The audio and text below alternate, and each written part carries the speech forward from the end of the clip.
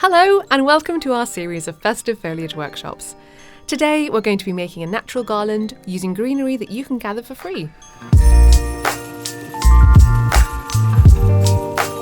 You'll need secateurs, strong scissors, 2 different types of garden twine, a tape measure and some sticky tape.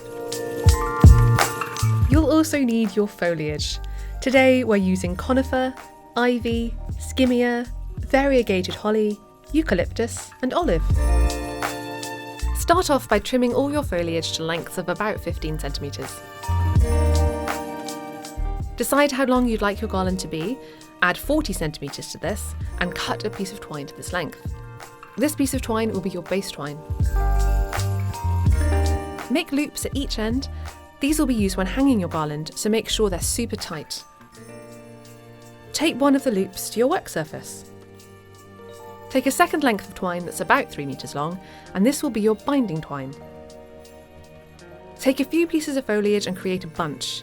Place the larger sturdy pieces on the bottom to support the lighter stems.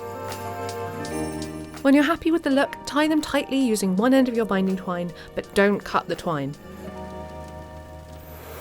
Place the bunch onto the free end of the base twine. Secure it by tightly wrapping the bind twine around it and the base twine a couple of times. To prevent tangles, tape your base twine to the table. Take a few more pieces of foliage and place them so that they overlap the stems of the previous bunch. Then secure them in place. Repeat this process until you've covered the whole length. If you need more binding twine, cut another 3 metres and knot them to the existing length.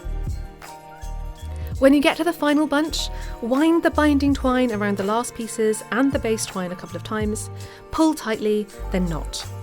And then you're done. If you want to learn how to put on decorations, go and watch our wreath making video.